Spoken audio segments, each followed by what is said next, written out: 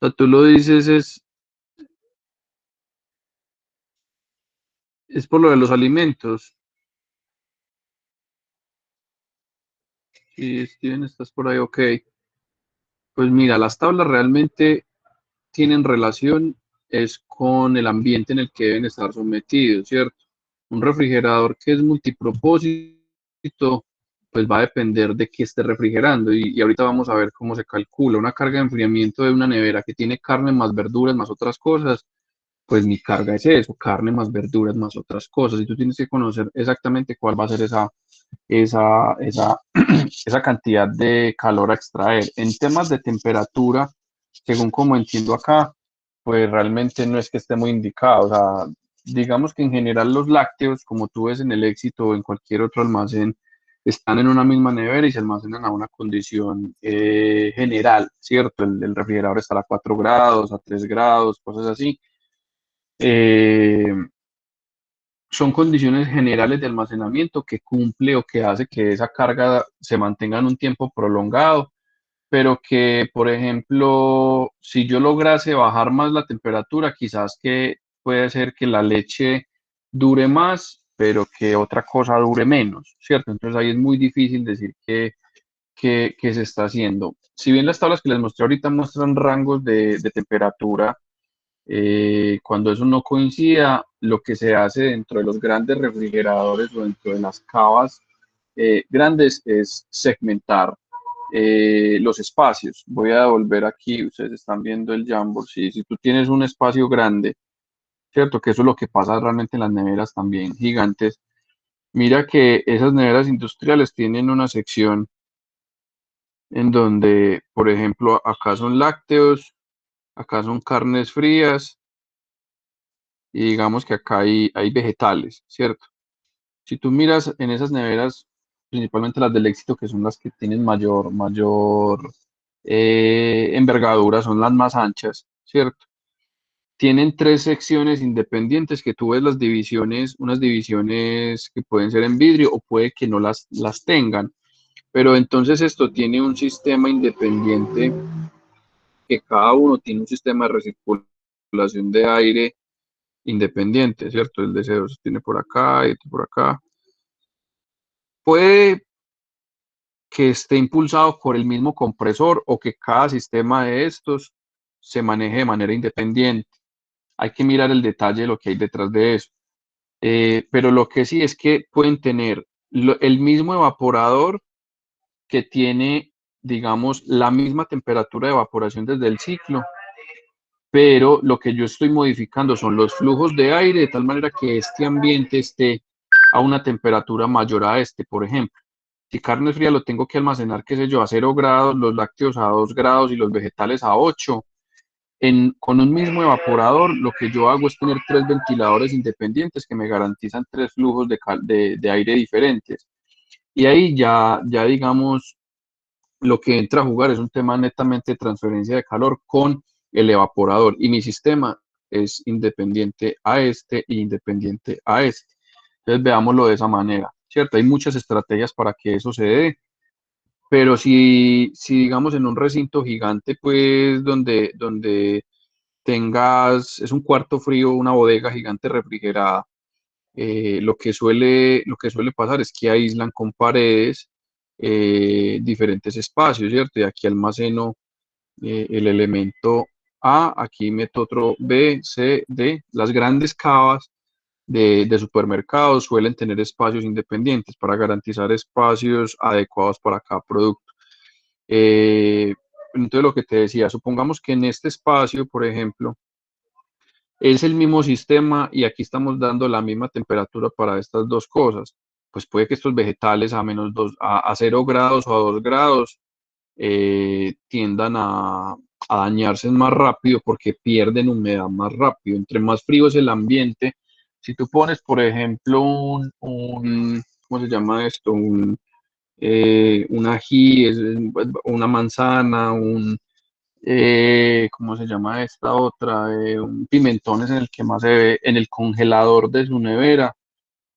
Vas a darte cuenta que al poco tiempo va a estar muy arrugado, o sea, perdió mucha humedad al estar contra ese ambiente frío y tú lo sacas de ahí y él queda arrugado y queda deshidratado. Entonces, es por haberlo sometido a un espacio muy frío. Los vegetales no deben estar tan fríos, suelen almacenarse a 7, 8 grados, más o menos por ahí. Las carnes frías sí deben estar más o menos entre 0 a 2 grados, algunas se congelan o se buscan temperaturas por debajo de 0 grados. Los lácteos sí suelen estar a 4 grados, 3,5, algo así.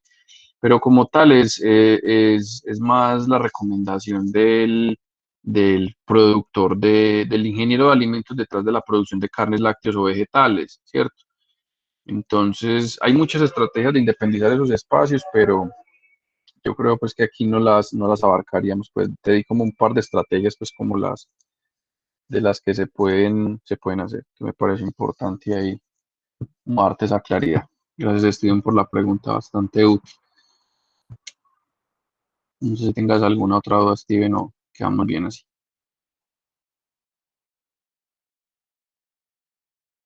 Listo.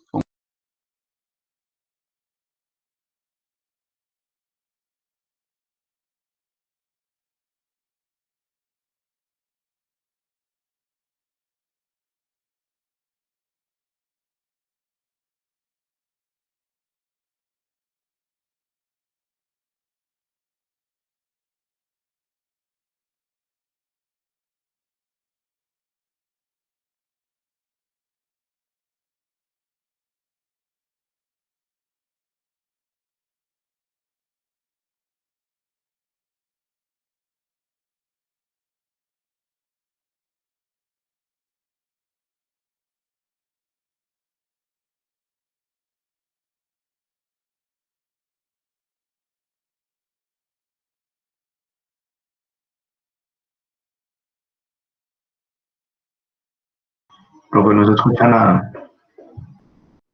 Profe, si tengo el audio. Ve, buen punto. Estoy acá. Algo pasó, si lo muteé aquí involuntariamente. No, entonces les decía, dentro de las cargas de enfriamiento que vamos a calcular, tendremos entonces la conducción por pared, la infiltración de aire exterior, más renovaciones de aire, que hay varios asuntos, pues una cosa es yo tener un cuarto frío en donde yo entro 7 veces al día, abro la puerta por un rango de 2 minutos, 3 minutos, mientras que entro la carga y saco la fría. Y una muy diferente es tener un cuarto 24 horas cerrado, donde la carga solo la saco una vez. Yo, digamos, tengo una bodega fría de carnes y todos los días me llega carne y yo ese mismo día saco la carne congelada para cargarla en camiones y estoy metiendo carne fresca para congelar. Piensen como en ese flujo de trabajo. Entonces, si yo la abro una vez al día, el número de renovaciones de aire va a ser menor a si yo la abro 7 veces al día. Y el contacto que va a tener el cuarto interno con el ambiente va a ser mucho menor en el segundo ejemplo, pues cierto. Entonces vamos a ver en qué caso se le puede denominar o nos vamos por un cálculo de renovaciones de aire que nos va a representar una carga de enfriamiento adicional y cuando es un tema de infiltraciones pues, de aire, que es lo normal pues, de estar abriendo el cuarto, metiendo producto, etcétera, ¿cierto? ¿Qué va a pasar cada vez que hagamos esa apertura de puerta? Entonces, volviendo al tema, vamos a calcular lo que el producto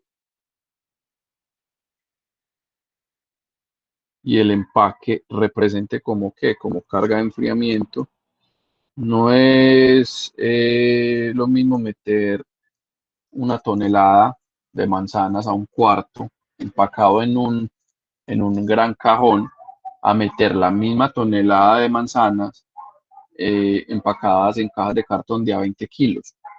¿Sí me hago entender? Entonces, el cartón y todo lo que metamos dentro van a volverse cargas de enfriamiento. ¿Listo?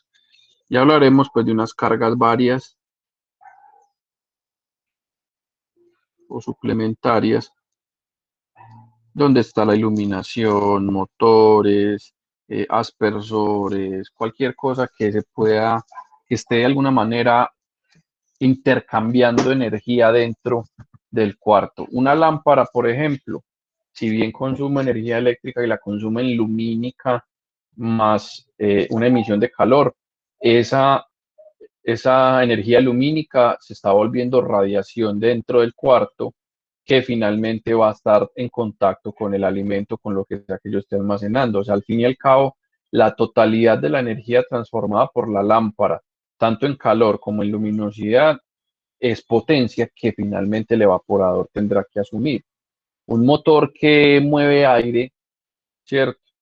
Que mueve un ventilador, perdón, un motor que mueve un ventilador y a su vez mueve el aire, toda esa transformación de eléctrica a mecánica, de esa energía y de ese movimiento mecánico del eje a movimiento dinámico del aire dentro del recinto, termina siendo energía transformada que tiene que asumir un evaporador, ¿cierto? Entonces, toda vez que hablemos de cuartos fríos, para nosotros es como si fuera un sistema cerrado y lo que vamos a calcular ahí pues va a depender de todas esas fuentes generadoras de calor. Si hay personas trabajando dentro del cuarto, son personas las que van a estar ahí, que representan carga térmica y ese tipo de cosas. Entonces, aquí les quiero hacer una claridad que tengamos mucho cuidado. Nosotros tenemos algunas unidades, ¿cierto? Que salen en BTU 24 horas y otras que se calculan como BTU cada hora, ¿cierto? Al fin y al cabo, yo tengo que hacer que estas unidades lleguen a un consenso, llamémoslo así, y si yo después sumo todas estas BTU por hora o BTU 24 horas, yo puedo reportar en cualquiera de las dos unidades, pero que la suma de todas estas cargas sea consistente, ¿cierto? Sumemos peras con peras, sumemos manzanas con manzanas, no podemos sumar una cantidad que me sale en BTU 24 horas sobre BTU hora, ¿listo? Y para ello, pues tenemos o necesitamos saber el tiempo de funcionamiento del equipo, ¿cierto? Aquí sabemos cuánto consume 24 horas aquí por cada hora. Si funciona 8 horas, entonces es este por 8, ¿cierto? Realmente desde ahí no hay mucho que hacer, pero pasa que como algunas de estas tablas arrojan el resultado en 24 horas y otras de ellas se calculan como BTU hora, pues que no vayamos a sumar lo que no es. Listo, solamente hay un pequeño paréntesis, pues. Entonces empecemos con una de las más importantes, conducción por paredes. Listo. Entonces esta conducción por paredes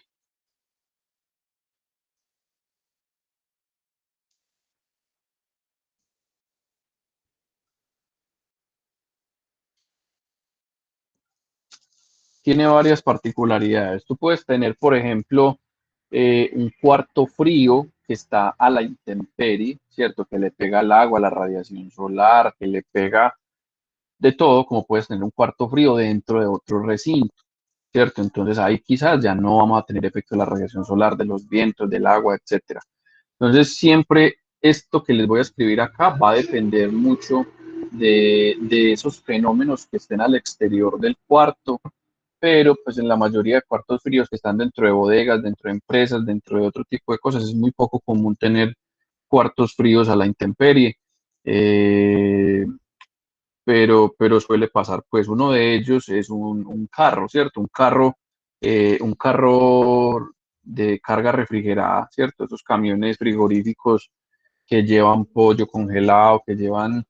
Ese cálculo es quizás un poquito diferente, pero desde la concepción de lo que vamos a hacer aquí se calcula exactamente igual. O sea, este modelo de cálculo que vamos a usar acá nos va a servir desde ese carro frigorífico hasta un cuarto que está en la intemperie, como a uno que está dentro de una bodega o una empresa o una tienda o lo que sea. Pues realmente nos va a servir para todo, es solamente saber qué vamos a tener en cuenta en el balance.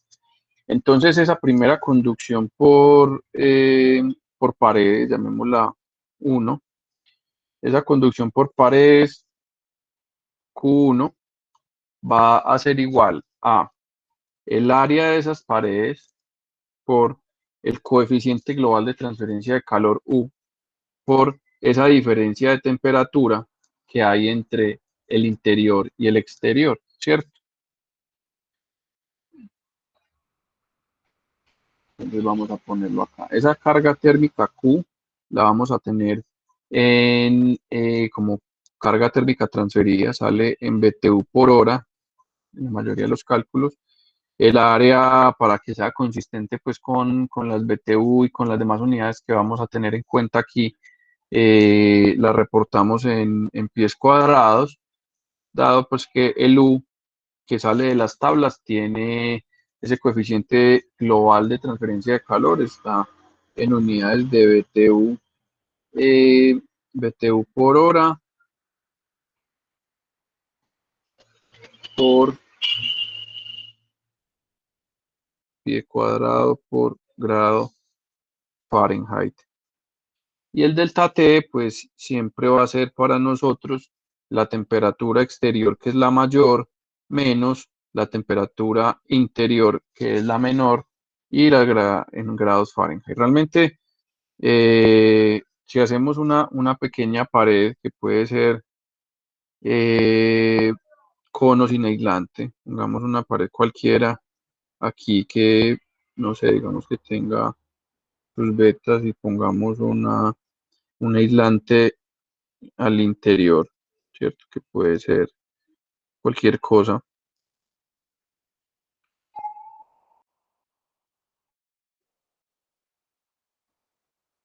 El flujo de calor que se da acá va a ser en esta dirección si la temperatura interior es menor a la temperatura exterior. Todo depende de esto. No importa cuál sea el interior o el exterior. Si al hacer esta resta el Q le queda negativo, quiere decir que usted interpretó al contrario el flujo de calor y en ese caso iba de adentro hacia afuera. Es lo único que significa. Pero digamos que el flujo de calor siempre se da desde la zona caliente hacia la zona fría, ¿cierto? Y en el caso pues del interior, que siempre va a ser nuestro ambiente refrigerado, va a estar a una temperatura menor que la exterior y el flujo siempre va a ser un aporte de energía al interior del recinto. Ahora el tema de estos materiales, ¿cierto? Cada uno de estos materiales va a tener una conductividad independiente, ¿cierto? O un valor U independiente. Entonces, aunque las áreas sean las mismas, la velocidad de transmisión del calor en este espacio puede tener una velocidad diferente a este. Entonces, lo que se busca casi siempre con los aislantes es buscar materiales con bajísima transferencia de calor. Las espumas, los poliuretanos, los corchos, la misma madera, son muy buenos aislantes térmicos. Entre menos sea ese coeficiente de transferencia de calor, menor calor, ¿cierto? Aquí lo podemos ver desde la fórmula, entre menor sea el U, menor será el Q que va a aportarse allí. Entonces, la ingeniería que tiene que hacerse en las paredes, más allá de que estructuralmente sean resistentes, porque yo de las paredes, pues, tengo que hacer un ambiente seguro, que no colapse, que con el frío no tenga, digamos, deformaciones por contracciones térmicas que haga que algo se zafe, se caiga, ¿sí me hago entender? O sea, son consideraciones más, digamos, estructurales que del diseño térmico, pero la ingeniería detrás de esto y los grandes retos del mundo en este momento cada vez están en búsqueda de mejores materiales que hagan que esto mejore. Entonces, de hecho, en el semestre pasado estaba asesorando a un par de estudiantes eh, que eran de civil y habían hecho un desarrollo. Había uno de civil, creo que participaba alguien más de mecánica y estaban desarrollando unos aditivos, no sé si llamarlos espumantes para el concreto, y mejoraba mucho el tema de transferencia de calor. Le disminuía muchísimo ese coeficiente al concreto y hacía que se pudiera utilizar en construcciones un poquito más eficientes, aunque el concreto de por sí es muy bueno, pues, ¿cierto? El metal es como el peor de todos, hacer paredes de metal sí va pues en contravía del diseño térmico, pero metal más una buena placa aislante, pues puede equipararse al tema del concreto, de otros materiales de construcción. Pero digamos que con lo que les acabo de decir aquí, basta con conocer muy bien las condiciones, las características, las propiedades de los materiales que yo vaya a usar. ¿Listo? Entonces, eh, La fórmula, quiero corregir acá. Entonces esa resistencia térmica o ese valor U mejor, yo tengo otro, aquí está, K, ¿cierto? Que es nuestro coeficiente de conductividad térmica. Es una propiedad que van a encontrar en la mayoría de data técnica de cualquier material aislante, ¿cierto? Incluso de cualquier material en general, en MadWeb o en cualquier otro sistema de información de materiales van a encontrar este valor, ¿cierto? Que obviamente aplica para materiales homogéneos, ¿cierto? Yo desde que tenga un concreto bien mezclado y demás, eso se considera un material homogéneo, un metal, algo que tenga continuidad homogéneo, pero si tú tienes, por ejemplo, un concreto con agregado de roca y diferentes tipos de roca y tengo un concreto con partículas, con basuras que también lo hacen muchas veces, también les ponen virutas metálicas, le ponen un montón de cosas, pues no quiere decir que sea malo, pero yo tengo que saber cuánto es el valor de conductividad de ese sándwich, pues de esa nueva receta. ¿Cierto? Entonces, en el tema de, por ejemplo, de espumas de poliuretano, usted va y mira la conductividad del poliuretano y es muy buena, pero el poliuretano, que es esta espuma que crece con la que hacen colchones y que pueden hacer muchas otras cosas, dependiendo del agente espumante que yo le meta, cuando se está expandiendo, puedo dejar una cantidad de burbujas atrapadas dentro de la espuma que hacen que se convierta en una super aislante o que se convierta en un aislante incluso peor que el poliuretano mismo. Entonces, como para que tengan idea de que cualquier material que ustedes consideren, por más extraño que sea, hay ensayos y hay maquinitas en donde tú le metes el cuadrito, es un cuadrito como de 20 por 20 por 2 pulgadas, tú le metes a la maquinita, le hace toda la prueba de conductividad y te saca este valor K. Sí, entonces en cualquiera de los casos, la conductividad debe ser un valor conocido. Entonces ese valor K nosotros lo vamos a tener eh, dado un espesor en particular. Cuando ustedes van y miran K, van a encontrar que K, a diferencia del otro valor U, está dado en las siguientes unidades. K está en BTU por pulgada, por hora, pie cuadrado, grado Fahrenheit, ¿cierto? Entonces miren que cuando ustedes relacionan estas dos fórmulas, el K lo que te está diciendo, vea, esa es esa cantidad de calor que en una pulgada de espesor de ese material estoy teniendo. ¿Listo? Entonces, ¿cómo relacionamos K y U? A través de la resistencia, ¿cierto? Y ese factor o ese valor de resistencia térmica, le vamos a llamar R, es igual a 1 sobre U, ¿cierto?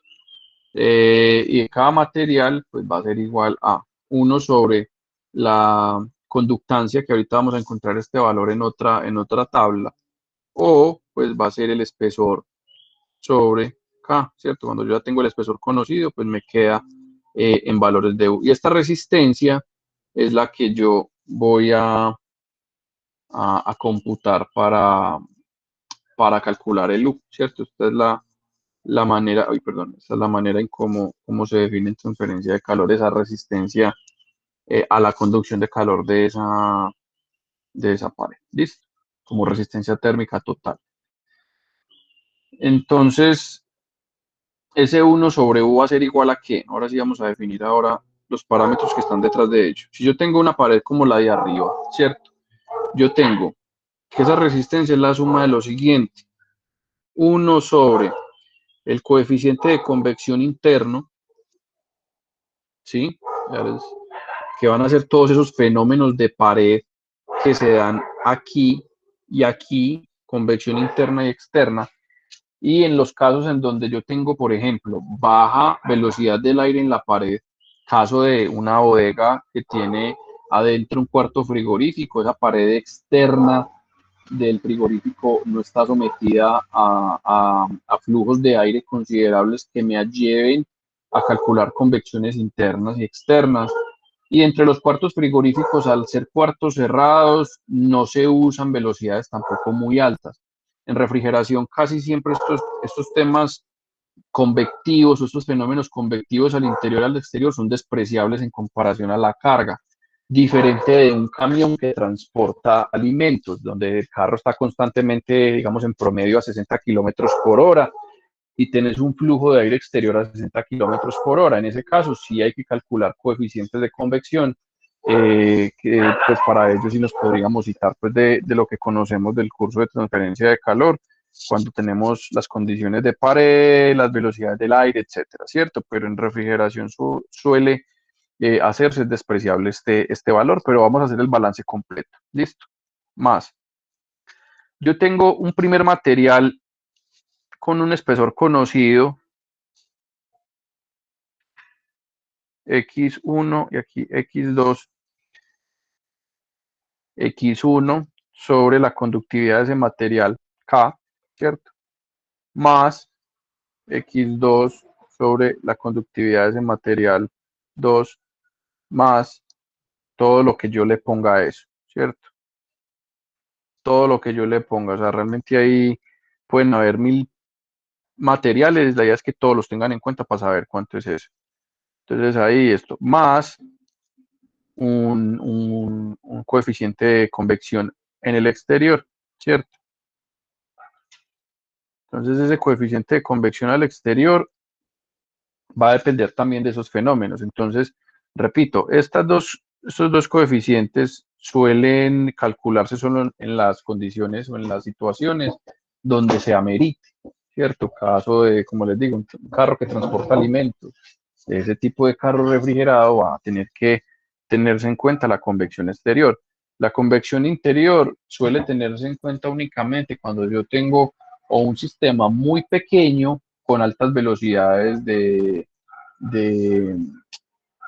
de aire, movimiento de aire a través del ventilador. Incluso una nevera como la doméstica no se tiene sino un factor de convección solo en la cara superior de la nevera, en el techo de la nevera. Ahí es donde se da el chorro de aire más frío y solo ahí en cálculos muy específicos se tiene en cuenta la convección. El resto del refrigerador casi que opera por flujos naturales de aire, ¿cierto? Que se da por diferencias de densidades, impulsión del ventilador a través de un ducto. Entonces, esas capas límite entre pared y fluido se dan más que todo en zonas que no son las paredes. Y a la final, entonces, estos factores convectivos, como les digo, no se tienen en cuenta en general, pero pues el balance como tal sería este que les presento aquí. Listo, entonces, eh, vamos a hacer un pequeño ejemplo aquí para computar esto. Dice que en un cuarto hay un aire interior tranquilo, ya de baja velocidad.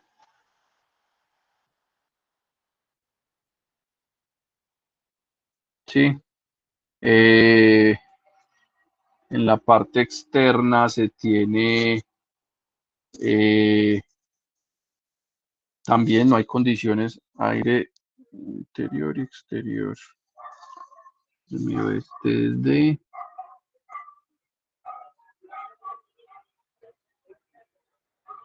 bueno, no trae la tablita.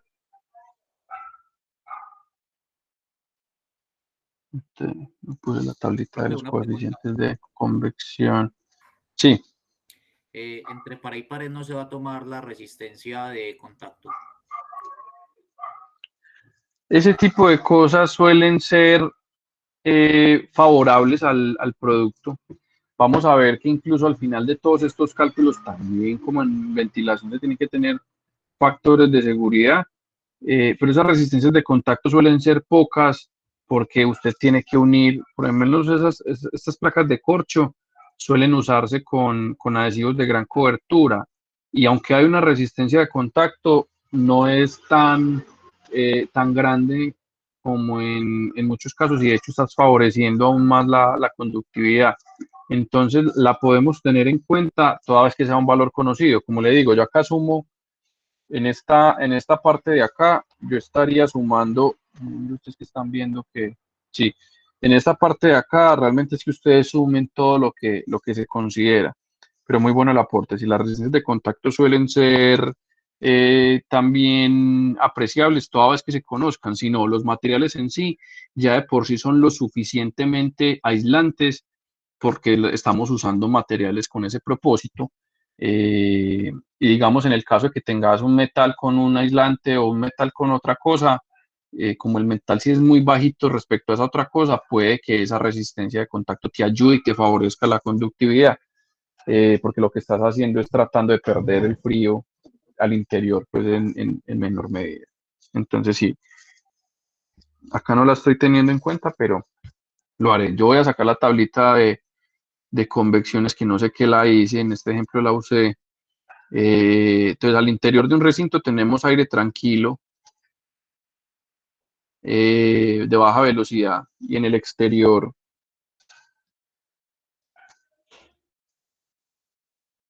es un viento que tiene una velocidad promedio de 7,5 millas por hora.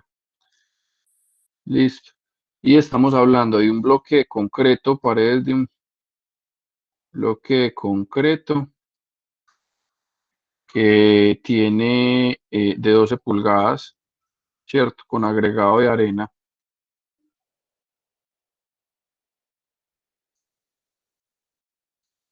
Ese es como las paredes y nos piden calcular el U de esa pared, ¿cierto? No nos están dando áreas ni nada, solamente necesitamos el valor U, que es un valor, digamos, que no depende del área como vimos acá, sino de las condiciones de pared. Entonces, para que vayamos acá, este bloque de concreto tiene 12 pulgadas de espesor, agregado de arena y tiene una placa de corcho de 4 pulgadas de espesor, más corcho de 4 pulgadas, ¿cierto? Y tiene un revoque de cemento por ambos lados.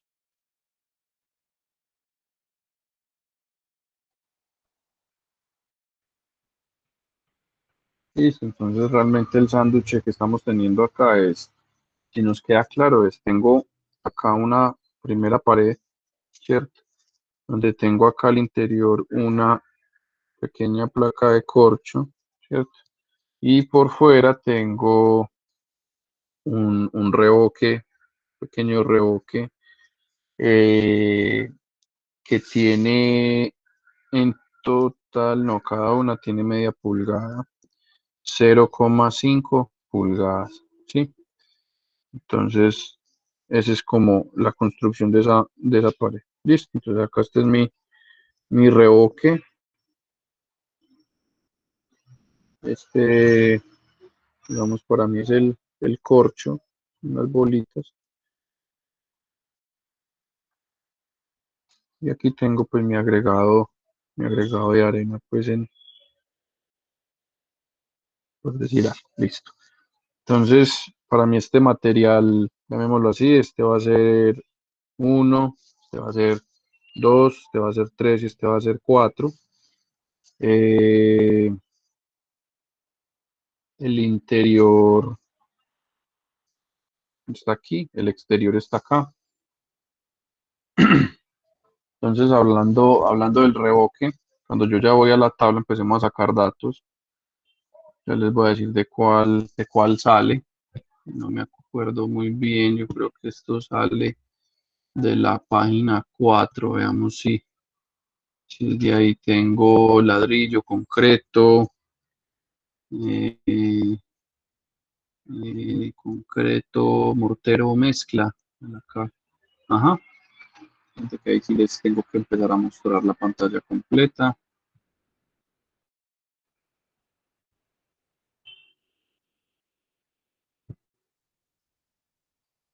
Listo, entonces aquí estoy de la página 4.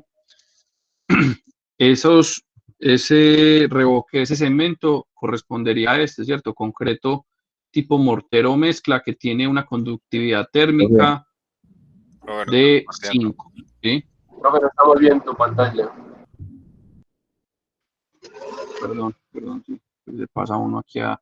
Estoy abriendo de estas páginas la 4 y en la 4 tenemos este de acá, tenemos, ahorita lo vamos a usar, mire, bloque de concreto de diferentes agregados con diferentes espesores, tenemos también concreto tipo mortero mezcla, este sería el que se usa en revoque, tiene 5, un valor de conductividad térmica de 5, 5 que K está dado en BTU por pulgada, hora, pie cuadrado, grado Fahrenheit, que ya lo habíamos escrito. Entonces voy a empezar a traerme estos datos aquí. Ahorita me paso otra vez al Jamboard.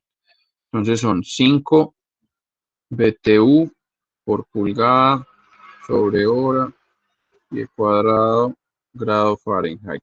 Siempre miren muy bien las unidades, chicos. Abajo de las tablas están las unidades o en la parte de arriba dice en qué unidades está.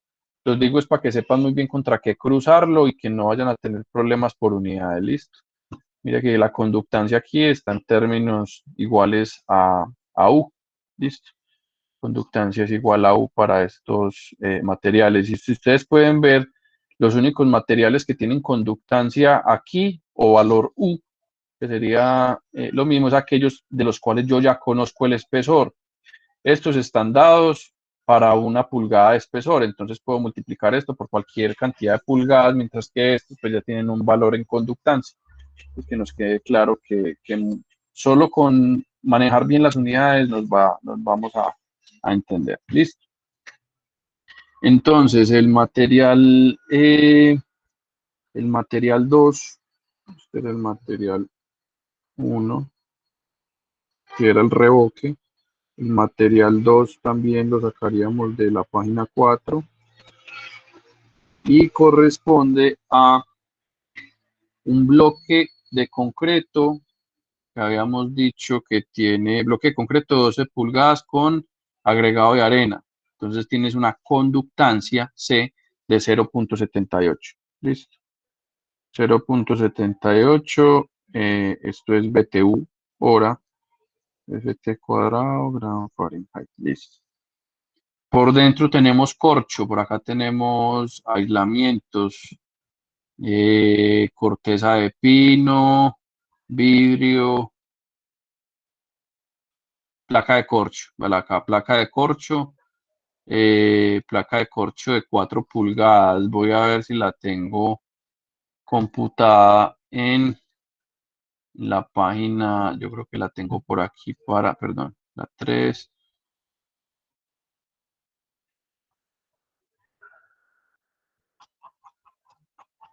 No, debe ser la de la que había abierto ahorita, ¿no? Que siempre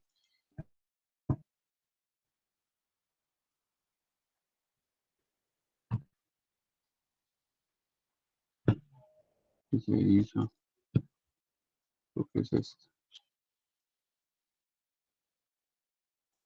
Entonces es la de vidrio corcho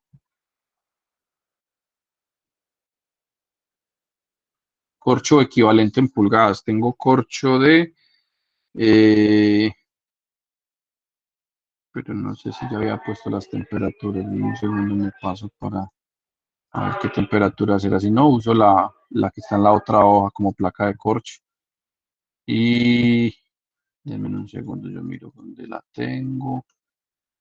Corcho me da 0,30 y aquí no tengo.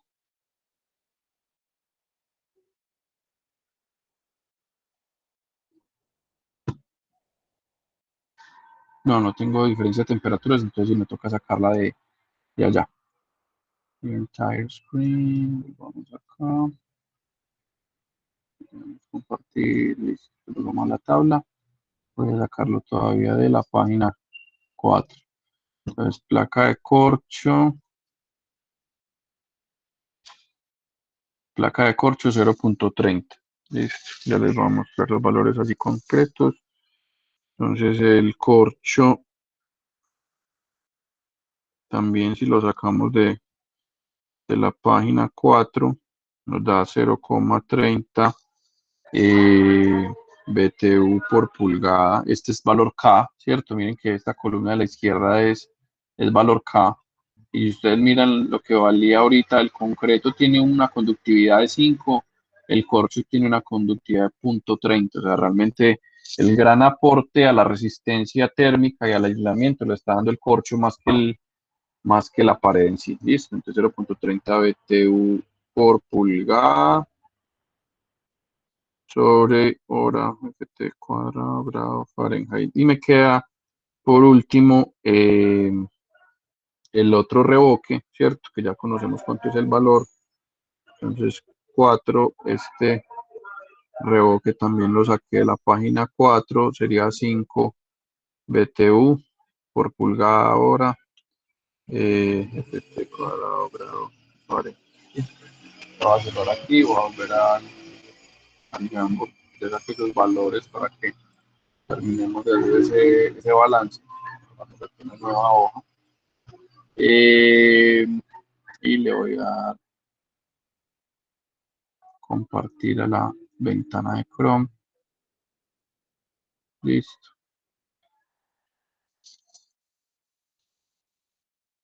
¿Qué más nos queda? Nos queda que el valor de Profe, ¿pueden mostrar convección interna y externa. Los valores, qué pena, si ya los Sí, acá. 5, 0.78, 0.30 y 5 fue lo que sacamos de las tablas. Listo. gracias. Teníamos aire interior. Listo. Entonces, ¿qué vamos a hacer con los factores de convección? Yo tengo acá estoy tratando de buscar de dónde es que la tenía, que con la velocidad del aire te da un valor C aproximado para esa pared. Tengo que buscarla porque no sé si la agregué acá ahorita que me puse a paginar, no la encontré. Este es un ejemplo que había hecho en mi cuaderno, pues hace un par de cursos. No sé, la busco y se las pongo, pues, pero realmente son valores bastante pequeños en comparación a eso. El valor de convección interna para aire tranquilo daba un valor de conductancia de 1.65 BTU por hora. Perdón, este BTU, sí, BTU hora, pie cuadrado, grado Fahrenheit, y para aire a 7.5 millas por hora da una conductancia de 4 BTU hora, pie cuadrado, grado Fahrenheit. Voy a tratar de buscarlo, que no sé qué dice esa tablita. Entonces, miren que finalmente ese balance general a mí, ese 1/U, que es la resistencia de esa pared, va a ser coeficiente 1/C, ¿cierto? Que para mí es correspondiente C en el coeficiente interior 1.65. No voy a poner unidades, pero ya las conocemos. Más, ¿qué seguía? Del interior al exterior seguía una pared de revoque, que ¿cuánto tiene? 0,5 pulgadas, ¿cierto? Y aquí abajo teníamos se me fue, una, pulgada, una conductividad, un valor K, ¿cierto? Un valor K de 5. Ya sabemos que las pulgadas de aquí con las pulgadas del de aquí abajo se cancelan. Seguir sumando. Teníamos un espesor de el bloque concreto, teníamos un valor C, ¿cierto? Es más, voy a poner mejor estos valores que son aquí para que no se nos pierda. Entonces, este era un valor de conductividad, este es un valor de conductancia, este es un valor también de conductividad y este es un valor también de conductividad. Listo, que no nos vayamos allá a enredar. Entonces, 1/el valor de conductancia que nos dio el corcho, perdón, que seguía ahí, seguía el bloque de concreto, ¿cierto? Profe, El no sé, bloque de concreto tenía, ¿no qué, perdón? pues está haciendo todo. Ah, ya, vale. Si no había pasado ventana, disculpe. Bueno, entonces el bloque de concreto nos dio una conductancia, ¿sí? De 0,78, que nos queda faltando una placa de corcho de 4 pulgadas que tenía una conductividad de 0,30 y el otro revoque de media pulgada que tenía una conductividad también de 5, más el factor de convección externa, que para este caso sería una conductancia de 4, ¿cierto? A la final este resultado de 1/1 nos da 15,67, y de ahí pues yo sé que ese material o esa pared como está ahí va a tener esta característica de coeficiente global de transferencia de calor que vamos a usar finalmente en los cálculos de carga térmica por pared, ¿cierto? Grado Fahrenheit. Entonces acá, mire que caracterizamos esta pared sin tener necesidad de conocer las temperaturas internas y externas. Y eso es lógico, pues los que han visto ya transferencia de calor o han pasado por ahí, una pared, este valor U se va a volver una característica intrínseca de la pared como material conjunto, que luego de que yo la someto a cierta diferencia de temperatura se me va a comportar de cierta manera. Pasa lo mismo, por ejemplo, como con una resistencia eléctrica. La resistencia eléctrica tiene un valor en ohmios que es estable, ¿cierto? Que es constante. Pues yo sé que depende de la temperatura, pues va a tener ciertas oscilaciones por su naturaleza, pero un banco de resistencias, llamámoslo así, va a tener una resistencia constante. Dependiendo del tipo de voltaje que usted le someta, usted va a tener un resultado al otro lado diferente, o la corriente a la que la sometas va a hacer que tenga un resultado diferente, que para nuestro caso se llama transferencia de calor o conducción por paredes, ¿cierto? Entonces, vemos que no es un parámetro que dependa de algo diferente que las mismas características de la pared en sí. Listo, vamos a hacer otro ejemplo ya en un caso un poquito más real, pongámosle, para que aprendamos, digo que de manera más clara cómo se calculan las infiltraciones, el producto, esas cargas varias. Entonces, ya ahora sí metámonos en materia, pues en un ejemplo. Traeré aquí un pantallazo del ejercicio. En un segundo lo saco por aquí. Página 14. Tenemos estas páginas abiertas y en otra ventana.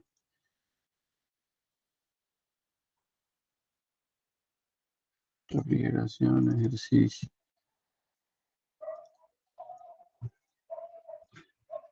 Este es un ejercicio que no sé si lo incluí en el taller. Por cierto, la carpeta del curso ya les monté el taller de refrigeración que pueden ir trabajándole. Entonces no sé si es uno de los de allá, pero es sencillo. Voy a abrir el enunciado para que lo tengamos aquí a la mano. Esta es la ¿Para cuándo es que es el solución. parcial? Parcial será el 31 de octubre, en 15 días. Entonces yo creo que con lo que vemos hoy, yo creo que sí va a ser un ejercicio adicional la próxima clase al principio. Con esos dos ejemplos, creería que ya cerramos el tema de refri, pero evaluamos el 31 y aire acondicionado empezamos también la próxima clase. Entonces, Listo. parcial el 31. Vale, esa es la manera. Bueno,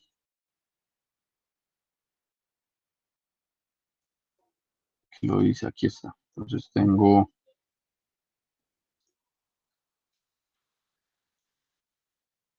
vamos a hacer este ejemplito acá, ponerle aquí nos quede, ¿dónde está el Jamboard? Por aquí. Listo. Vamos a hacer este pequeño ejercicio. De hecho, me lo voy a traer por acá más bien que tengo espacio. Vamos a hacer me queda muy.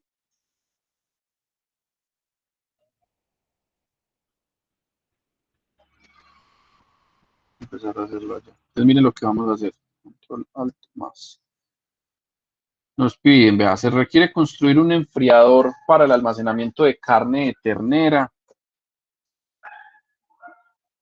el cual deberá tener capacidad para almacenar 3.000 libras diarias. La carne entra al enfriador en condiciones de aire exterior, que está como 90 grados Fahrenheit, 60% de humedad relativa. Entra en cajas de 15 libras cada una y son enfriadas hasta 35 Fahrenheit. El peso promedio de cada caja es de 1 libra y un calor específico de 0.55 BTU por libra grado Fahrenheit, que es la propiedad térmica como tal de la caja. Ahorita vamos a hablar de ella. Entonces, el enfriador tiene medidas exteriores de 26 pies por 21 pies por 11. Las paredes, piso y techo serán aisladas con fibra de vidrio de 6 pulgadas de espesor. Se desprecia el efecto por convección del aire, considerando que la carga de alumbrado que tiene el cuarto es de 300 vatios, calcule también la carga de enfriamiento en BTU hora basada en un tiempo de funcionamiento del equipo de 16 horas diarias. Listo, yo creo que ya queda muy claro qué es lo que se quiere hacer. Se tienen las medidas, el tema del aislamiento se los quiero dar claridad. Entonces, por ejemplo, tienen un enfriador que está en un segundo piso y abajo tienes un proceso de unas, no sé, unas calderas, algo que genere mucho calor. Entonces, el piso suele ser una de las paredes también por donde más flujo de calor puede darse. Entonces, es muy bueno en esos casos aislar el piso. Cuando estás en un primer piso y hacia abajo es simplemente, digamos, tierra y lo que hay de ahí para abajo es simplemente el suelo como tal. El piso no suele aislarse, dado que suele, digamos que el interior de la tierra o ese subsuelo suele estar frío en comparación a los ambientes por encima del subsuelo.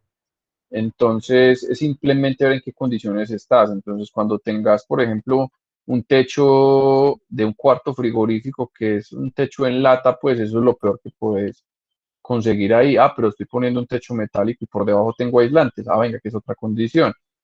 Pero aquí realmente está bastante explícito, pues es un cuarto, pensemos en un cubo, por dentro simplemente está forrado en placas de fibra de vidrio de 6 pulgadas de espesor y ya, eso es como todo lo que tenemos ahí.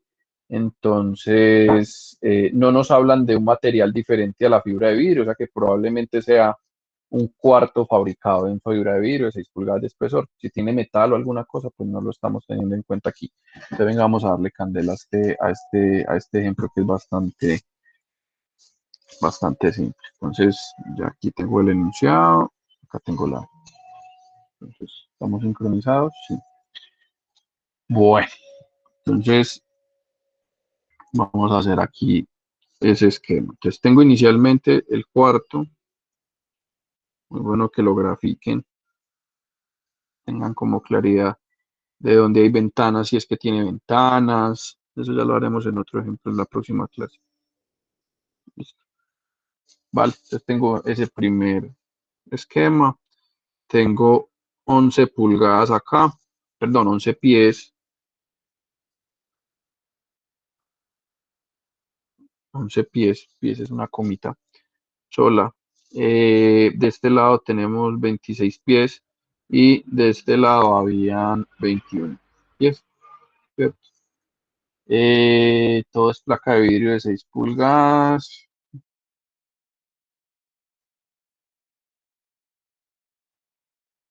¿Qué se me escapa?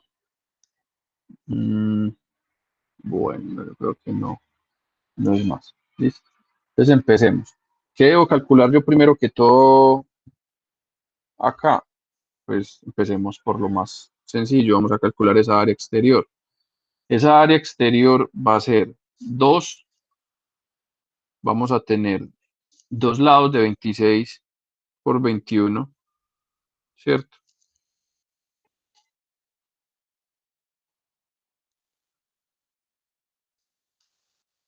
Por tenemos una altura de 11 pies y tenemos otras dos caras de 26 por 21. Disculpa que acá puse más.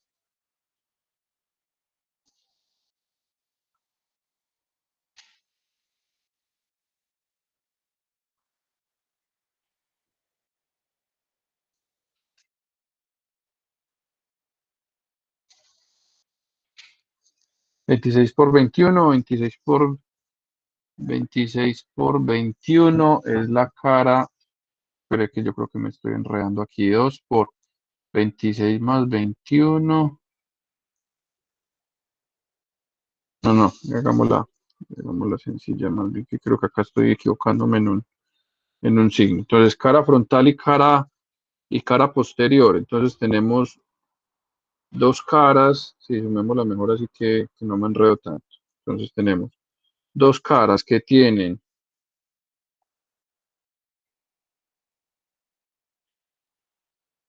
26 por 11,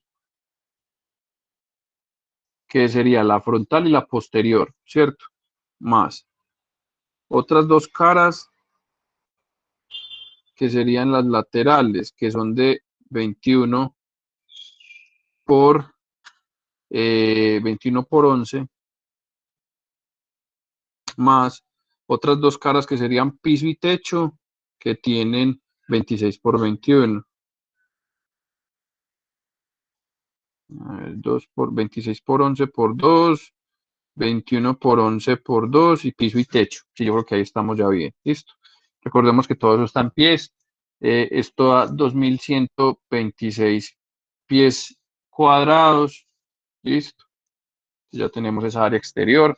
Ahora empecemos a calcular el U de la página 4, que ya la conocemos. Tengo que la fibra de vidrio tiene un valor K de 0,25. Yo sé que son estas rayas, tengo que...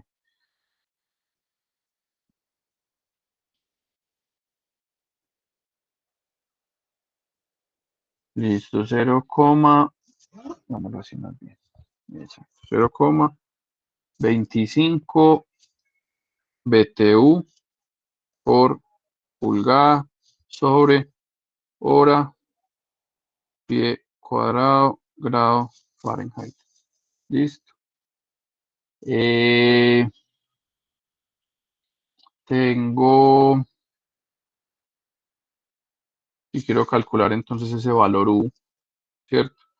Va a ser igual a K sobre X, ¿cierto? Si yo hago el inverso de lo que estamos haciendo ahorita, entonces va a ser igual a 0,25 sobre esas 6 pulgadas que tiene el espesor de esa pared, y esto sería igual a 0,042, redondeando aquí, BTU sobre hora, pie cuadrado, grado Fahrenheit. ¿Listo? Ya tenemos ese primer calor por paredes Q1, sencillo.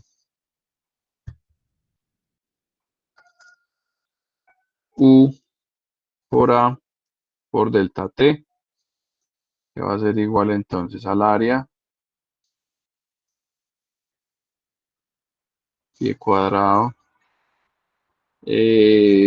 por 0,042. Voy a poner las unidades para que no se nos, veamos que todo se cancela,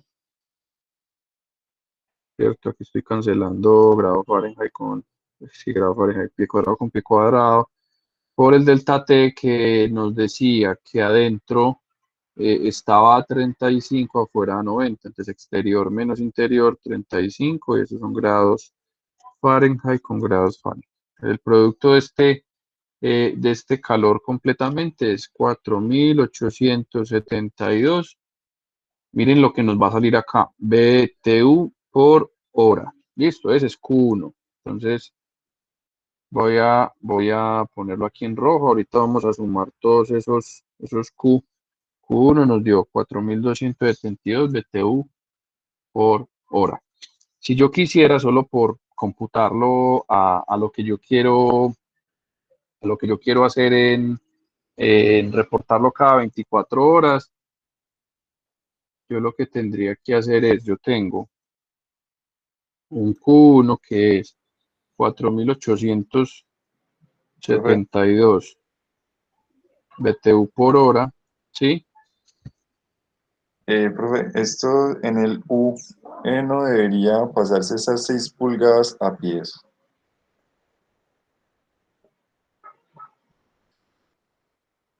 Yo miro si lo dice aquí arribita. Está sacando el resultado. Sí, yo lo hago en pulgadas, sería medio pie. Yo cago la calculadora si me da lo mismo. Sería punto 25. Esta BTU está 6 pulgadas, son 0.25 dividido 0.5.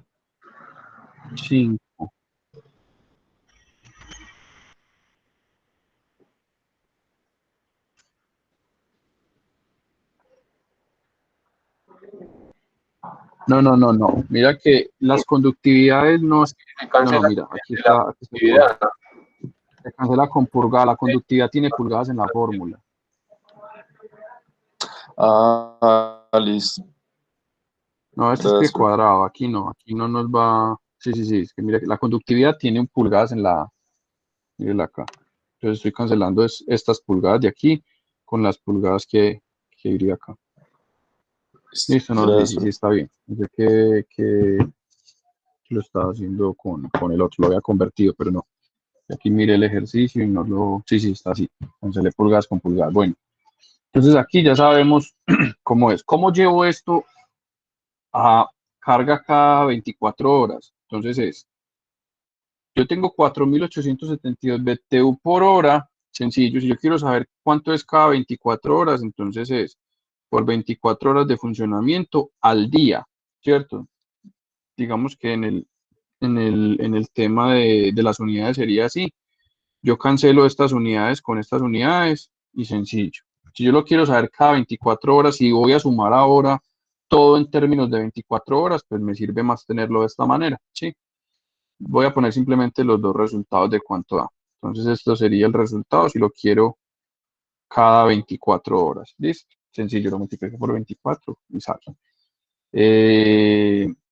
¿Por qué lo hago así? Porque si más adelante voy a sumar todo lo que esté en función de 24 horas para después dividirlo a 16 o llevarlo a 16 horas de funcionamiento, pues es un camino. O llevo todos los resultados a BTU por hora y después lo multiplico por 16 horas de funcionamiento y me sale en BTU cada 24 horas. Yo creo que ya ahí sí es sencillo, listo. Entonces, este primer calor por paredes queda claro. Ahora vamos a ver ese segundo ítem que sería carga por cambios de aire, ¿sí?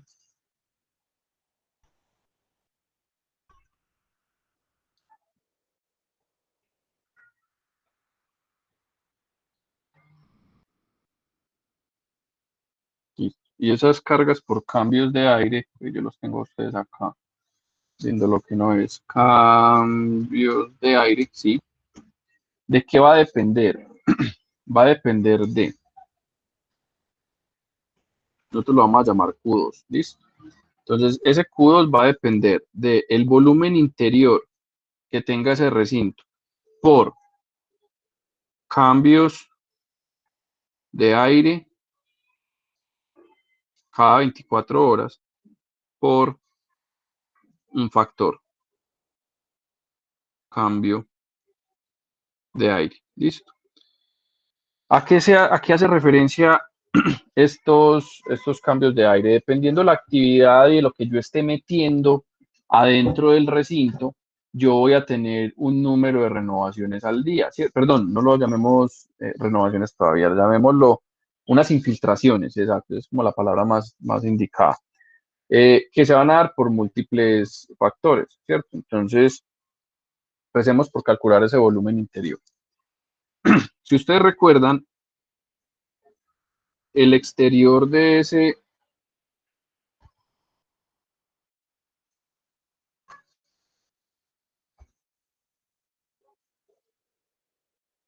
el exterior de este recinto era de 11 pulgadas, no, 11 pies por 26 pies por 21 pies. Listo. Y tengo un espesor de pared de 6 pulgadas. Listo. Entonces, para mí, el volumen interior le tengo que restar esos espesores de pared. Entonces, mi volumen interior va a ser igual a 11 pies. Si yo le quito 6 pulgadas a cada lado, le estoy restando un pie al volumen interior. Entonces, estos 11 son 10, este 26 es 25 y este 21 es 20. ¿Estamos de acuerdo? 6 pulgadas de cada lado quiere decir un pie en el lado interior. Le estaría restando un pie a cada lado Medio pie. ¿Cómo? Es medio pie que le restamos. 6 pulgadas es medio pie, pero tú tienes ese espesor a cada lado de las paredes. Tú tienes acá un espesor de medio pie y aquí está la otra. Entonces acá tenés 0,5 pies y acá tenés 0,5 pies y de aquí hasta acá, por ejemplo, tenías 26, pues de aquí hasta acá hay ¿cuánto? 25. ¿Estamos de acuerdo? Sí, profe. Listo. Entonces estamos calculando volumen interior. Entonces el volumen interior de ese recinto es 5.000 pies cúbicos. Listo. Ahora vamos a dónde? Vamos a ir a la página 6. Listo, se las voy a proyectar acá. ¿Cómo hago? Ah, ya sé, voy a abrir mejor los PDFs en Chrome para poder cambiar fácilmente entre pestañas. Si lo arrastro a Chrome.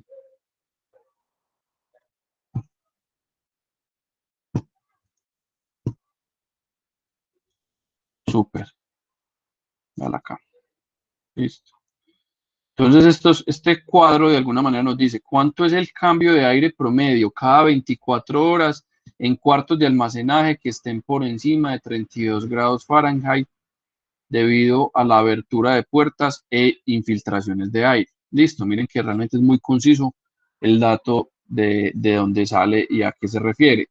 Aquí abajo tenemos exactamente la misma tabla, pero dices cuántos son los cambios de aire promedio por 24 horas para cuartos de almacenaje por debajo de 32 grados Fahrenheit debido a la abertura de puertas e infiltraciones. Está, digamos que en estas dos tablas, estos son temperaturas casi siempre de congelación y estos son temperaturas de refrigeración, ¿cierto?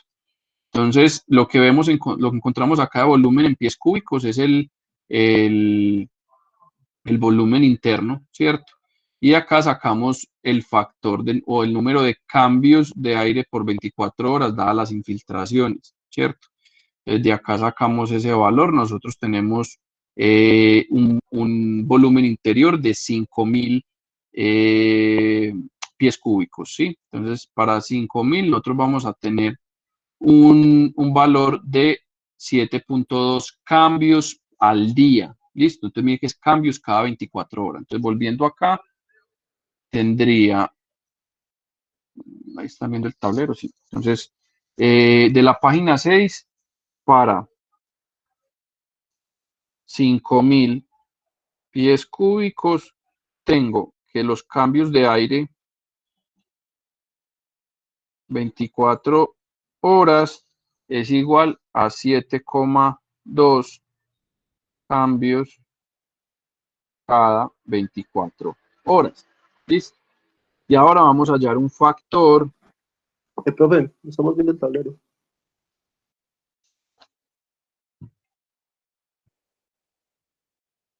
¿No están viendo el tablero? Ahora sí, qué pena, si todavía seguían viendo el cuadro. Entonces, factor, listo, página 6 para 5.000, 7,2 cambios cada 24 horas, ya sabemos de dónde sale, ¿sí? Sale de este cuadro, o que súper claro. Entonces, ahora el factor este que les estoy hablando allí va a depender es de las condiciones que les hablé ahorita. Entonces, estos cambios de aire cada 24 horas es lo que acabamos de hallar. Ahora, ¿a dónde voy? Voy a la página 5. Vamos a abrir la página 5.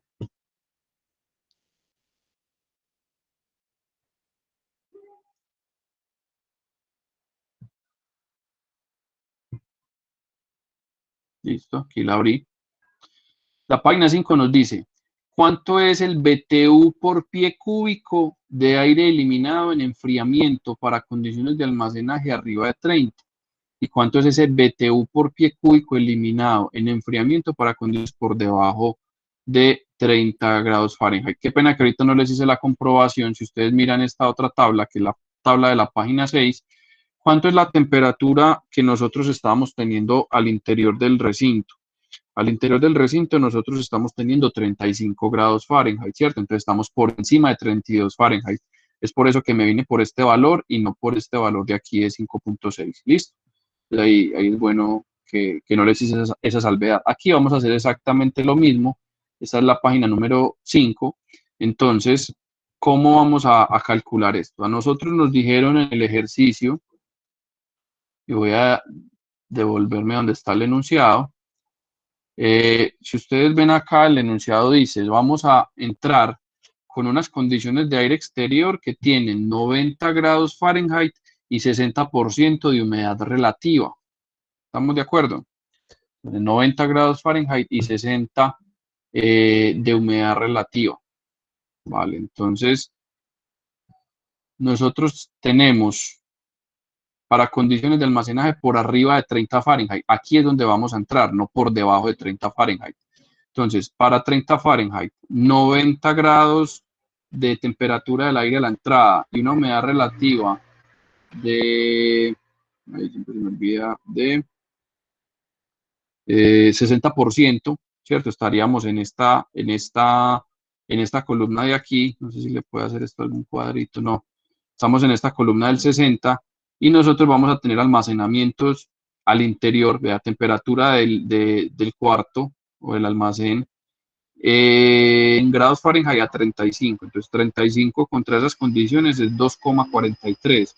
2,43 ¿qué? Miren arriba, 2,43 BTU por pie cúbico de aire eliminado. Listo, entonces volvamos aquí al Jamboard de la página 5. Entonces yo tengo que ese factor de cambios de aire con una temperatura interna de 35 grados Fahrenheit y una temperatura externa de 90 grados Fahrenheit y 60% humedad relativa, yo tengo que lo que sale de ahí es 2,43 BTU por pie cúbico. Entonces, de esa manera calculamos las infiltraciones que se van a dar como ganancia térmica al cuarto. ¿Listo? Entonces, este Q2 para mí ya es el producto de todo esto, 5.000 pies cúbicos por 7.2 cambios cada 24 horas por 2,43 BTU por pie cúbico. Entonces, tacho pie cúbico con pie cúbico.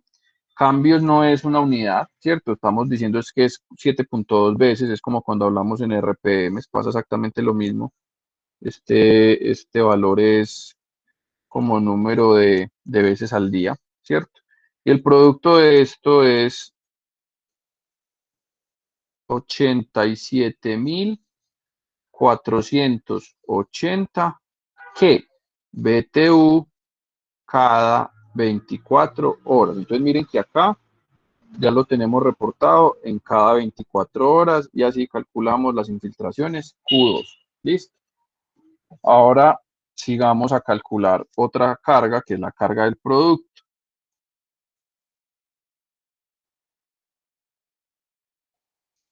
¿Listo? Entonces la carga del producto, si nosotros vamos a la tabla, que ya la voy a abrir, vamos a ir a buscar carne de ternera. ¿Listo? La carne está, si no estoy mal, en la página 10. Sí. Vamos a ver qué encontramos. Entonces acá tengo que, ya puedo cerrar este, página 10, página 10. Listo.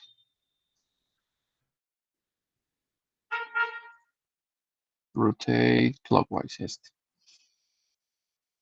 Bueno, entonces carnes, carne de res, carne seca, carne carne de borrego, carne de ternera a la acá. Listo. Entonces, volvámonos a familiarizar con las columnas. Sabemos que es la última. Nosotros tenemos que ir a buscar un par de valores en particular. El primero es el C sub P o capacidad calorífica de ese elemento, ¿cierto? Antes de meternos a la página, yo quiero aquí poner, entonces, de la página 10, ternera, vamos a sacar varios valores, C sub P. Y recuerden que el enunciado nos decía, pues no nos vamos a meter a la tabla con este dato, pero nos va a servir. Recuerden que va a entrar a ese cuarto 3.000 libras cada 24 horas. 3.000 libras al día. Y eso para mí es que es un flujo másico, ¿cierto? Es como la cantidad de carne o la cantidad de masa que está entrando cada día a ese cuarto. Entonces volvamos allí. Vamos a buscar el valor de C sub P, ¿cierto? O capacidad calorífica para esa carne. Entonces yo acá me tengo que hacer primero que todo la pregunta de oro. ¿A qué temperatura congela la carne de ternera? ¿Cierto? Para que sepamos, y cuando el cuarto llegue a 35 grados, pasamos por un proceso de congelación o no pasamos por un proceso de congelación. ¿Listo? Entonces lo primero es a qué temperatura congela la carne. Estoy escribiendo en el Jamboard, pero no se preocupen que ya vamos para allá. Entonces, ¿a qué temperatura congela la carne? Empecemos con esa respuesta. Entonces, de esta tabla podemos ver que tenemos condiciones de diseño del cuarto, datos de enfriamiento, a empezar acá, factor de rapidez, calor latente, calor específico, punto de congelación, véalo acá.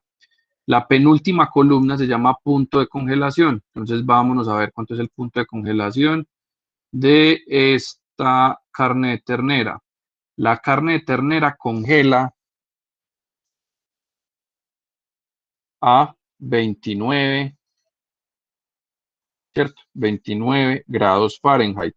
Entonces, como el recinto a 35 grados Fahrenheit, la conclusión es que no congela. Listo. Entonces, esto nos lleva a que la carga de producto va a tener una única etapa de enfriamiento desde las condiciones exteriores, que eran 90 grados Fahrenheit, a 35 y para de contar. Listo, no vamos a pasar por congelación.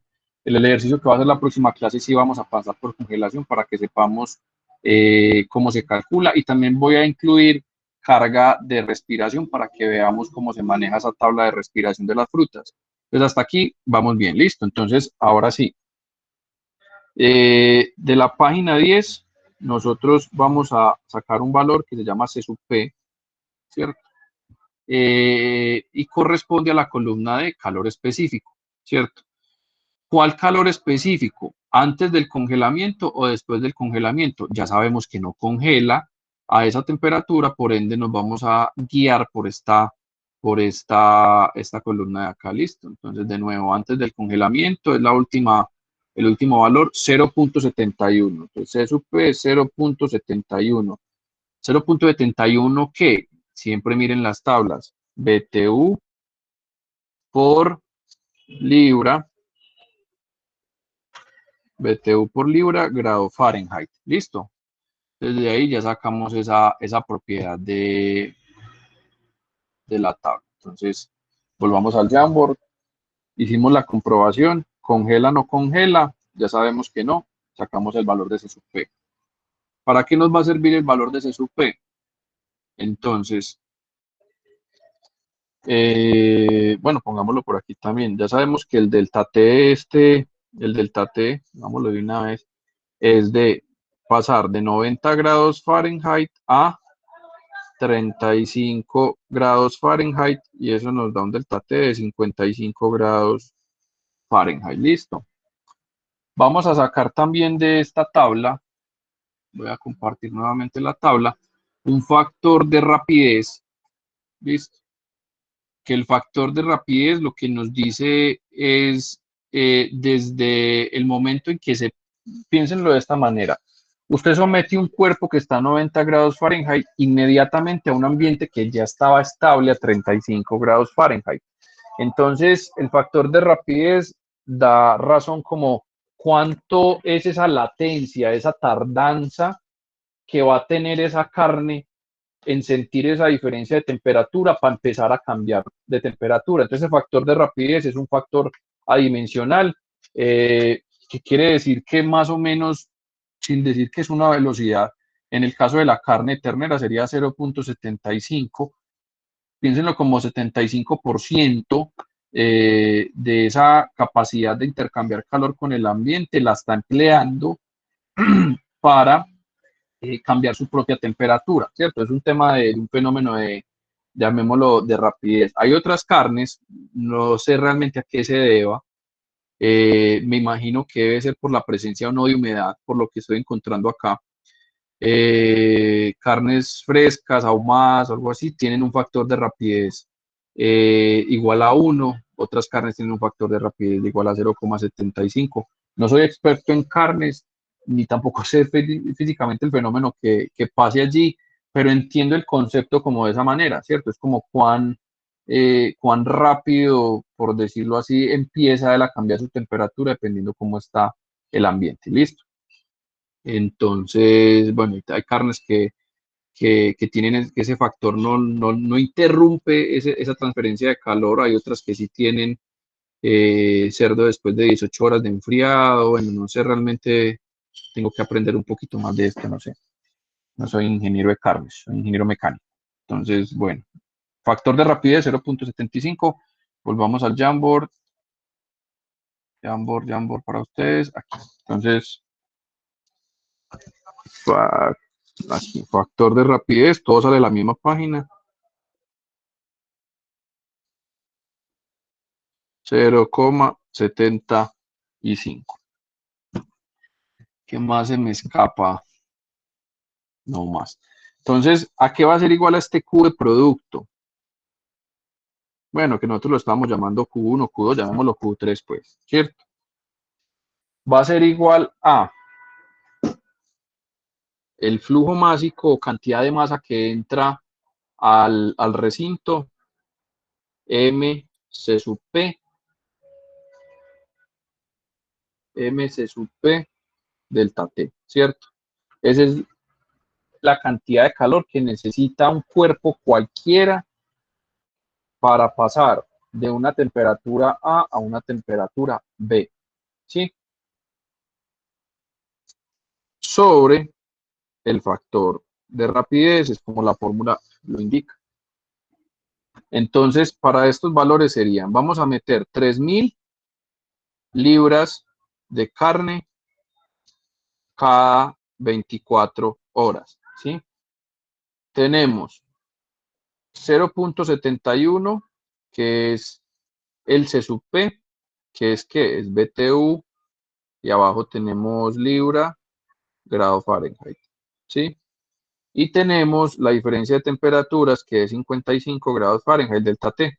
Entonces, claro, aquí ya cancelo Fahrenheit con Fahrenheit, libra con libra, y el resultado de esta carga es 156.000.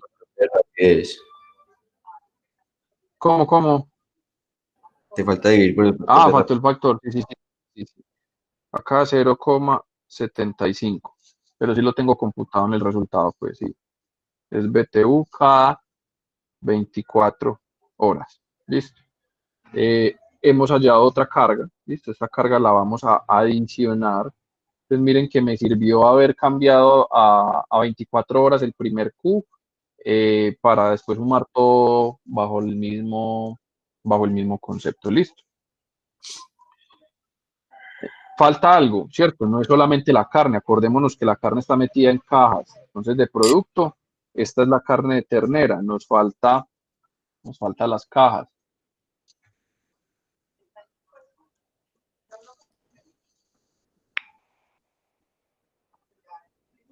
Listo, entonces quedamos la carne, ahora calculemos para las cajas.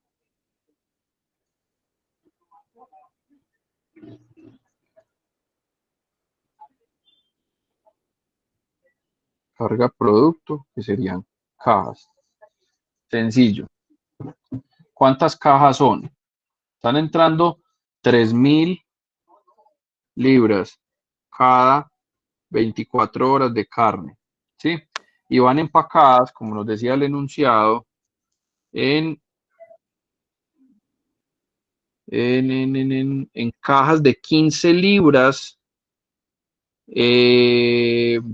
Cada caja pesa 1 libra y tiene un calor específico de 0.55. ¿Listo? Entonces son empaques de 15 libras. Entonces 15 libras por caja. Entonces voy a tener en total 200 cajas. ¿Estamos de acuerdo? 200 cajas. Que cada caja, entonces 1 libra cada una. Listo, como masa del cartón, llamémoslo así. Y el C sub P del cartón nos lo daban, era 0,55 BTU por libra grado Fahrenheit. Listo.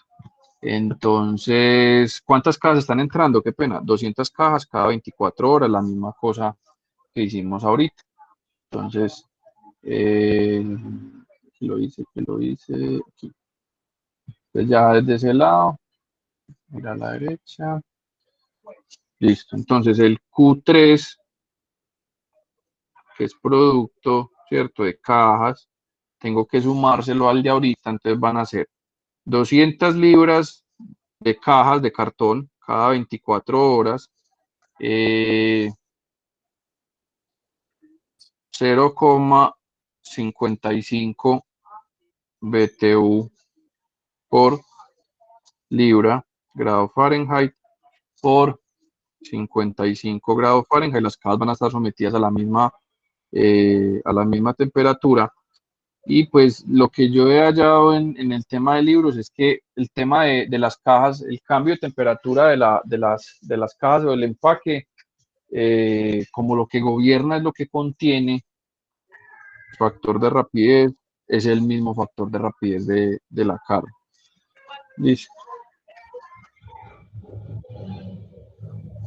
Como tal, como les digo, les quedo debiendo este tema, factor de rapidez, de tener más claridad de dónde viene, pero es un factor, como les digo, más que viene del almacenamiento de carnes y frutas, ¿cierto? Esto es BTU cada 24 horas. Entonces, esos 8.000 BTU se los tengo que sumar finalmente a...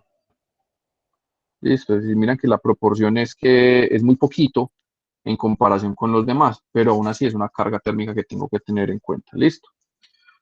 Otra que vamos a hacer aquí, que es igual a 0, entonces, que son cargas misceláneas. Carga de respiración es igual a 0, que la carne no respira como si lo hacen las frutas y los vegetales. Listo, aquí no vamos a tener en cuenta esto, pero dentro del procedimiento es el que vamos a tener en cuenta. Entonces, voy a ponerlo por aquí que nos quede total, ¿cierto? Que nos quede como un Q3 total. Es la suma de esas dos cantidades y eso suma 164.000. 164.267 BTU cada 24 horas. Es la suma entonces de todo lo que es producto. Ahora las otras cargas misceláneas. Ahora vamos de alumbrado. El alumbrado es sencillo. Esas cargas de alumbrado, llamémoslas Q4 en este caso. Nosotros tenemos, no sé si me dicen cuántas lámparas, venga, yo me devuelvo. Me acuerdo de la potencia que eran 300 vatios, dice, considerando una carga de alumbrado de 300 vatios, calcular la carga de enfriamiento basado en 16 horas. ¿Listo? Entonces no nos dicen es una sola lámpara o debe ser pues varias, pero en total suman 300 vatios. Es sencillo. El tema para transformar vatios en BTU hora es simplemente aplicando un factor de conversión. Entonces, 3.000, no, 300. No te escuché, qué pena. Ya cambiaste a la otra página, que no la estamos en la 12. Ay, disculpe. Alumbrado 300, sí, me olvida pasarla, qué pena. Entonces, 300 vatios, para convertirlo a este factor, usamos 3,41 BTU por hora vatio. Listo. Y en este caso, ¿cuánto, para que nos queden las mismas condiciones? Yo estaría diciendo que 24 horas de funcionamiento al día. Listo, para que me queden lo mismo. Entonces, vatio con vatio, hora con hora. Esto me da suma 24.552 BTU cada 24 horas. Miren que yo hasta el momento no he involucrado eso de que son 16 horas de funcionamiento. Yo lo estoy llevando al mismo valor diario de BTU cada 24 horas y ya yo voy a tener en cuenta aquí más adelante las horas de funcionamiento. Listo, entonces hasta aquí no tenemos ninguna otras cargas. Entonces ya podemos calcular ese Q total para el equipo y sería entonces evidentemente Q1 más Q2 más Q3 más Q4, ¿cierto? Hasta ahí lo que hemos hecho. Y aquí es donde los factores de seguridad pues entran a jugar, dependiendo qué cosas se les está a uno ocultando o pasando. ¿En qué van los factores de seguridad? Miren que este recinto por lo menos hablaba de 3.000 libras de carne al día, pero yo 3.000 libras de carne al día las puedo estar moviendo en 1.500 cada 12 horas, ¿cierto? O puedo estar teniendo una intensidad de cambio de carga diferente. Esto no quiere decir que el ejercicio cambie, porque yo lo estoy diciendo es cuánto estoy cambiando al día, pero en esos ejercicios de cambio de carga parcial, yo estaría abriendo la puerta más veces de lo común. Y usted es muy difícil estimar, por ejemplo, en la nevera de su casa o en cualquier otra cosa, si usted abre la puerta 2 segundos o si lo abre 8 segundos, cuánto calor se pierde. Perdón. Casi que no. Entonces es muy difícil estimar cuánto calor pierde usted al abrir y cerrar una ventana, al abrir y cerrar una puerta, y ahí vienen los factores de seguridad. Bajo un uso común, aquí ya tuvimos en cuenta la mayor cantidad de cosas que se pierden en esta aplicación, voy con un 10%. Aquellos recintos donde tiene mucha intensidad de abrir y cerrar, puede irse hasta un 20% o 25%.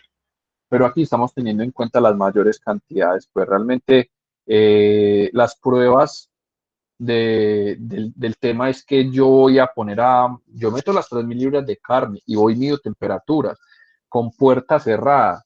Si logro eso en menos tiempo, prácticamente lo que voy a empezar a hacer, abrir y cerrar puertas, es que va a llegar al punto de almacenamiento que yo quería, pero va a tardar más tiempo, ¿cierto? Entonces, ese tiempo que necesita realmente un cuerpo para ir desde una temperatura A a una temperatura B, la va a dar ese MC delta T, ¿cierto? Hay una forma que yo creo que se las podemos mostrar en la otra clase venga, entonces yo meto 20 libras de carne, dígame en cuánto tiempo va a llegar a 35 grados. Eso hay una forma de calcularlo, lo veremos en la próxima clase.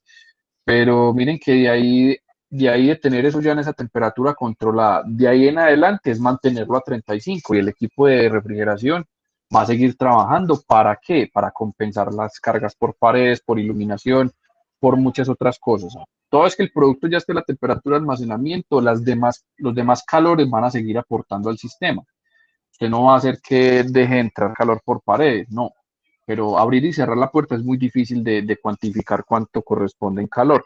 Entonces, siempre van a ser factores de seguridad. ¿Listo? Entonces, aquí voy a poner este tema de aquí, como si fuera un factor de seguridad. Volviendo entonces a los números, la suma de todos esos Q, para no volverme a traer los valores, es 393.229 por ese 10%, o ese más 10% mejor. Eso nos queda en 432.552 ¿qué? BTU cada 24 horas. Listo, entonces, ahora sí, ¿cuánto va a ser el Q del equipo? Q del equipo va a ser igual a ese calor total que acabamos de calcular sobre esas horas de funcionamiento. Listo, que van a ser entonces los 432.552 BTU cada 24 horas por sobre cuánto, sobre las horas de funcionamiento, 16 horas. Listo. Profe, no se está viendo. BTU 24 horas va arriba. ¿Por qué no se está actualizando? Dame un segundo, le doy aquí. Actualizar. Tiene razón, no se está actualizando. A la F5 a esto.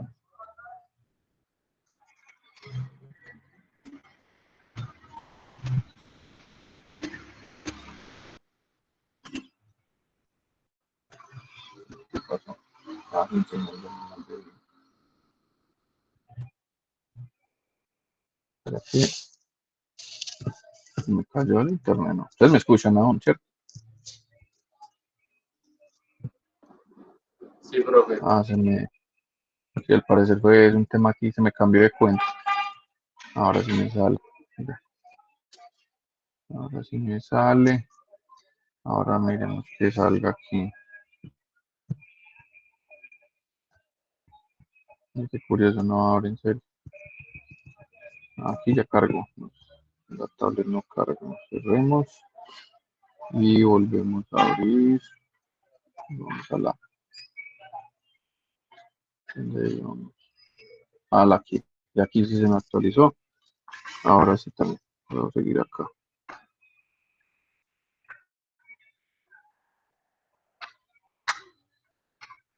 Listo. Entonces, sobre 16 horas de funcionamiento, esto es BTU cada Profe, nos comparte una pantalla.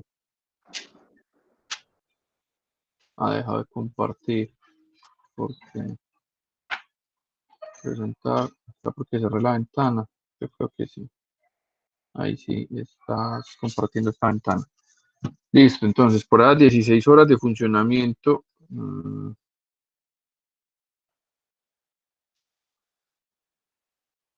ahora sí, funciona. Por esas 16 horas de funcionamiento nos quedarían entonces que ese equipo tiene que mover realmente 27.034 BTU por hora. Listo, ya. Producto de esa división, 27.034 BTU por hora. Que si se acuerdan, yo tengo, voy a poner por aquí como una parte, 12.000 BTU por hora es igual a una tonelada de refrigeración.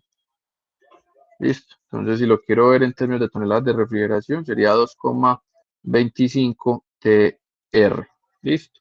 Que esta es una de las medidas, pues, digamos, más fáciles, más comunes de los catálogos, de los equipos de refrigeración, encontrarlo en esas unidades. Listo. Entonces, es una forma fácil de hacerlo. Este tema que lo hice, notas por acá. Esas toneladas de refrigeración viene de un Profe, concepto más, señor. ¿no sería multiplicar por 16 en vez de dividir?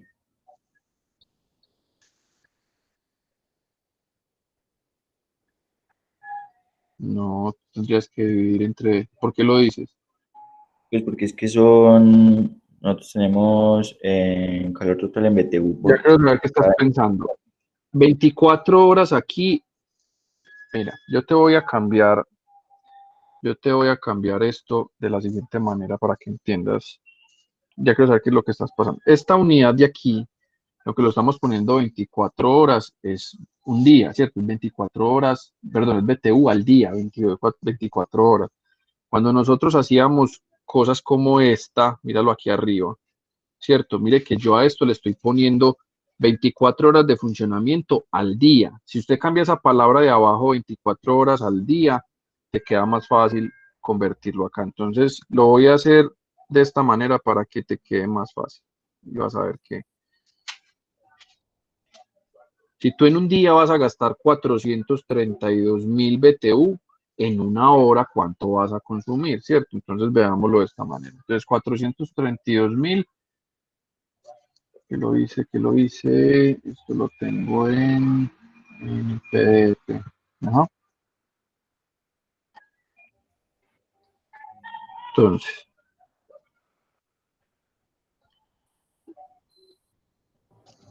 ahí estás viendo el Jamboard, ¿cierto?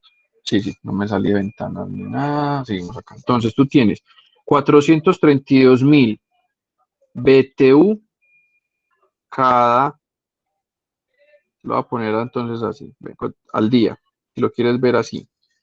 ¿Cuántas horas de funcionamiento tiene el sistema? 16 horas de funcionamiento al día. Listo. Yo creo que de esta manera te queda más fácil de entender.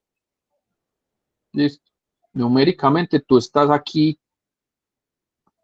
metiendo es la palabra día, ¿cierto? Si lo quieres poner cada 24 horas, la misma cosa.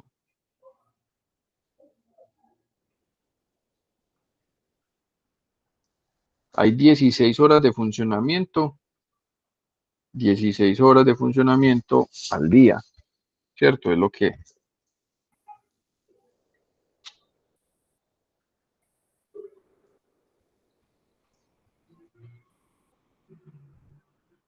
Si lo quieres ver así, este es el que se me va con este. Y el resultado de esto son los 27.000. Ponerlo aquí más arribita para poder poner las toneladas. 27.034 BTU hora, que es equivalente a los 2.25 toneladas de refrigeración. No sé si te quede más claro este aspecto acá. Sí, sí, profe, gracias. Listo, a eso se refiere. Entonces, eso era todo. Aquí ya calculamos. Entonces, el equipo tiene que bombear 2.25 toneladas de refrigeración. Y esa es la unidad condensadora que tendríamos que conseguir dentro del recinto. Perdón, la unidad evaporadora que va dentro del recinto. Estos equipos de alguna manera ya vienen listos y tú compras es por toneladas de refrigeración el sistema, ¿cierto? Entonces, estos equipos ya vienen listos para ser instalados y hicimos ya un cálculo completo, pues teniendo incluso un factor de seguridad de cuánto sería esa carga térmica que nos representa todo ese sistema. Listo, miren que acá, por ejemplo, hay personas que entran y salen, hay maneras de calcular las personas. Ya les mostraré la próxima clase cuánto aporta. Aunque eso importa más para aire acondicionado, yo creo que mejor lo dejamos para aire acondicionado. Si tengo equipos adentro, no sé, unidades de computadores, cosas de ese tipo, todo eso también son cargas térmicas para el sistema. Entonces, acá estamos contemplando solo lo que concierne pues al ejercicio. Listo. Entonces, chicos, eso era por hoy el tema. Eh, no sé si tengan alguna duda, si el tema les quedó claro. Es un tema relativamente sencillo. Tenemos mucho material de consulta. Esas tablas son bastante útiles para conocer esas temperaturas de almacenamiento, todo eso. Y bueno, pues de eso se trata, chicos. Nos recuerden ahí la asistencia del día de hoy. Voy a volver a poner aquí si alguien no la ha diligenciado. Y bueno,